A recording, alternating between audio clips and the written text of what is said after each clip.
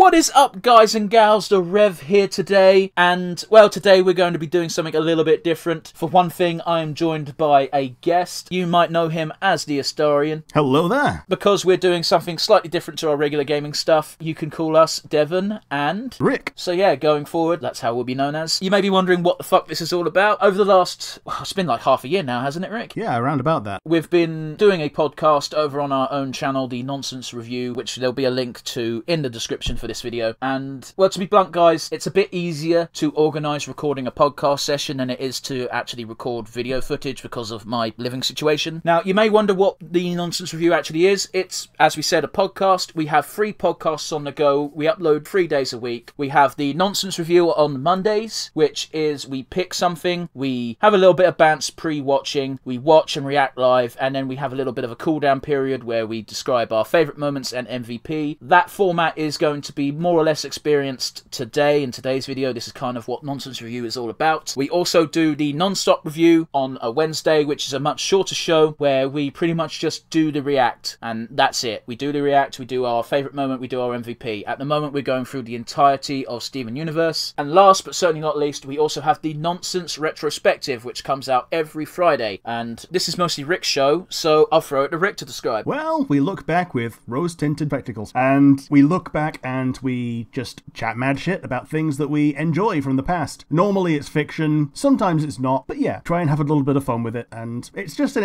entire episode full of member berries. Usually member berries, sometimes it's like, man, I fucking hated this thing. That's 3 shows a week, which so far we've been pretty much maintaining that schedule, and I don't see that changing anytime soon. So please do hop over and check it out. If it's your sort of thing, please do feel free to subscribe. They're also available on audio formats, but you can find the links to all that over on that channel. Usually for a Nonsense Review, we describe our weeks or go through a couple of things we've done during the week. We don't want to do that today because that's going to be saved for the bulk of the next episode, which for you guys is already out and should be on the Nonsense Review channel. If you're curious, today's episode is B-Stars. I think I'm pronouncing that correctly. I've got no clue. It's spelt weird. Yeah. Instead, we're going to be borrowing our segment from the Nonsense Retrospective, which is, Rick? Nonsense Asinine Hypotheticals. So, in case the name didn't give it away, what we like to do is we ask each other stupid questions. Sometimes it's something simple like, what's your favourite brand of beer? Sometimes it's something a bit more nonsensical, like, if you could take control over 2 franchises and mash them up, what franchises would they be and how would you do it? But we tend to steer away from that type of question because it takes like 15 minutes to fucking answer. So, Rick, do you have a hypothetical for me? The one I have for you is, if you could make a Muso Warriors game of any franchise, what would it be? Oh, these types of questions are great because the cop-out answer is always Star Wars. Yeah. Let's go for something a bit more in-depth, I suppose. If I could do a Muso-esque game, I'd probably try and get the license to She-Ra. Okay. You've got a roster of characters. You've got the Princesses of Power. They could all be characters. You've got Bo, who is basically a Princess of Power, let's be honest. Yep. And you've got She-Ra, who is a God King. Yeah. That seems like a fun one. Like, just set it during the conflict with Horde Prime, for fuck's sake. There you go. Game done. Yeah, you got your infinite army of disposable mooks in the Prime clones. Yeah, like, you'd have to create a couple of unique characters to be generals, but that shouldn't be too hard with the whole mind control mechanic they explain in the game. In the show, even. In the show, yeah. Yeah, absolutely. It's the normal characters, but with a little green pip on the back. Yeah, that's a good one. But yeah, how about you? Have you got one for me? I do. We're tackling a Disney show today. Yeah. So my question is thus. If you could have Mickey Mouse in any other series as a guest character for a throwaway gag or for a whole episode or a whole season as a plot point, what show would it be? Now, I might say The Simpsons. Yeah, I'm pretty sure he's appeared in that. Whenever he appears in anything that's Fox related, they just show him up as some kind of super evil overlord. Okay, I'm going to tweak the question a little bit. Can't be something Disney already owns. Well, then it's going to be Mario. He'd probably be tricked by Bowser because Mickey isn't the type to judge based on appearances immediately. Yeah, but Bowser's a and all he has to do is prove that he's an asshole for Mickey to turn around and start helping Mario and then realize, oh, Princess Peach is on the other side. Yeah, maybe she's a good guy as well. But yeah, that was a little taste of what our asinine hypotheticals can sort of end up being. Let's not beat around the bush any longer. Rick, what are we doing today, my friend? Today we're watching one of the oldest cartoons that we could think of, and it's very definitely the first Mickey Mouse cartoon. It's available on Disney+. It's called Steamboat Willie, and if you want to watch along with us at home, then 3, 2, 1, and go. I told you just before we started this, by the way, I've never actually seen Steamboat Willie. Like, I've seen clips, obviously, but I've never watched the whole damn thing. Yeah, I think everyone's seen the clip that everyone's seen, where they take a little clip of Mickey whistling while he's driving the boat. Yeah. At the beginning of all the new Disney films. Case in point, I think we're going to see it in about 2 seconds. Yeah, we are. There we go, this bit. Yeah. Noodle arms and everything. Now, they did make a point in the description for this episode that apparently this is the first cartoon that syncs sound to the visuals. Yeah. So that's an interesting one. I actually don't know which way round they would have done it, because the whistle's getting annoyed at the third whistle. Boy, if you want to talk about design changes, look at how different both these characters have ended up nowadays. Yeah, because I think this guy isn't even Pete. It is Pete. Oh, is it Pete? He's a cat. He's a cat in here. I think he's always meant to be like a cat-esque creature. And then again, he loses the tail, don't he? Yeah, he does. Like, he kicked himself in the arse. Man, it's impressive for a big guy to be that flexible. Man, look at this fucking anorexic parrot. Dickhead, he just mate. Insulted Mickey in his own parrot language.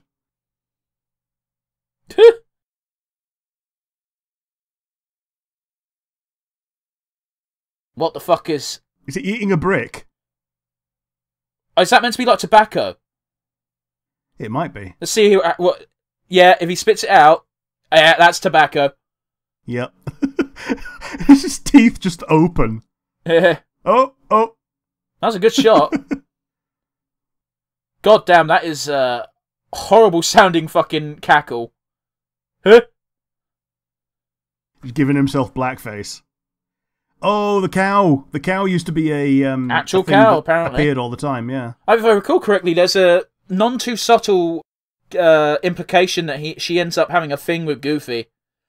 When she's a more humanoid, not when she's a cow.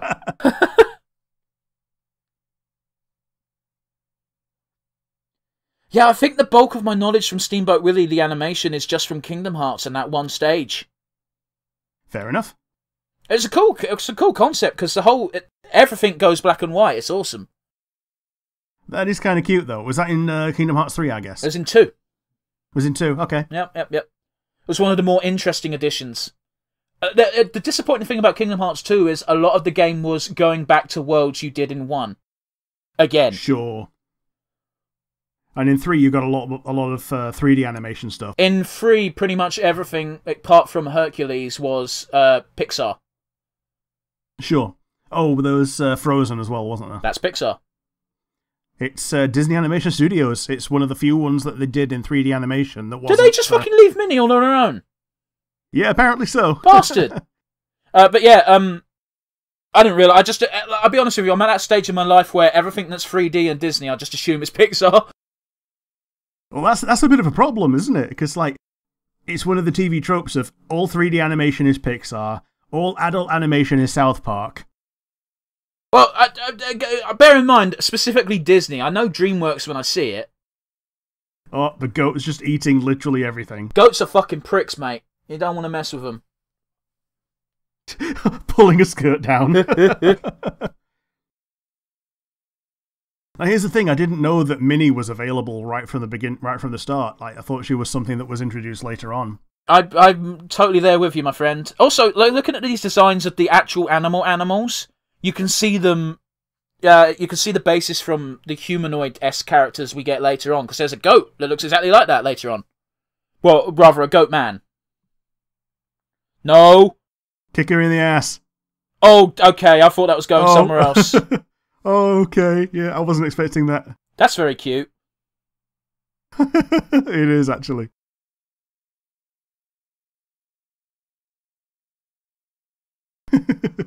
I'm curious, Rick, did you ever go through a stage where you fucking hated watching Disney stuff?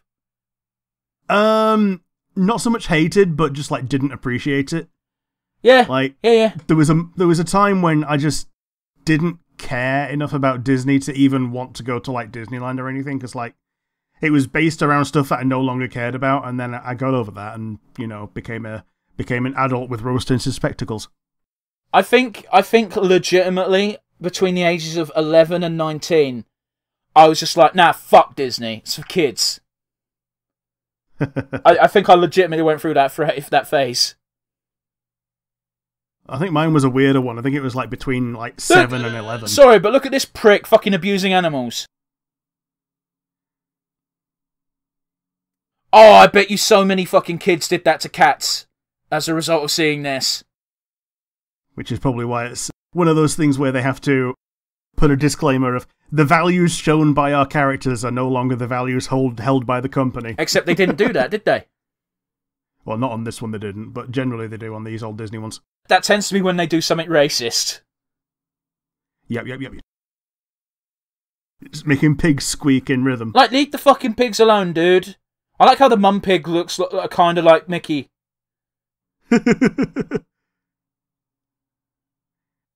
Fucking dickhead, mate. Kicking! Oh, no, that's awful. Oh, no. Oh, what a little asshole. I'm just going to tweak this fucking pig's nipples. It looks like it's not having a good time, but the little piglets are actually having a good time now. Yeah, even the parrot's doing a little jig. Oh, she's still doing it to the goat. Oh, is he going to fuck with the cow? How massive is the cow now? It's a hippo, bro. Look at the teeth. Oh, it's a hippo. Okay. No, it is the cow, but they've drawn it like a fucking hippo. Yeah, the cow is now a hippo.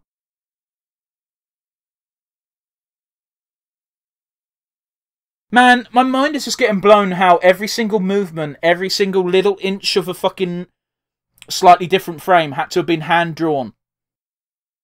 Not only that, but it's matched up to what's happening in the sound, and this is what, like 1920 or something? I believe that, well, we'll check at the end, but it did say 1940 something. Okay. Oh, yeah, to be fair, Pete's entirely right here. This guy just abused every single animal on the goddamn ship. Fucking using that size of a knife on a potato. Just getting rid of all of that shit from one potato just to get one like little fist-sized block. I'd give the prick a clip round the ear for wasting that much potato. Yep, and that entire potato's gone. Wow, Mickey Mouse used to be a dick. Yeah. Man, I do like that ending card. It's very nice. Yeah, a good old the end.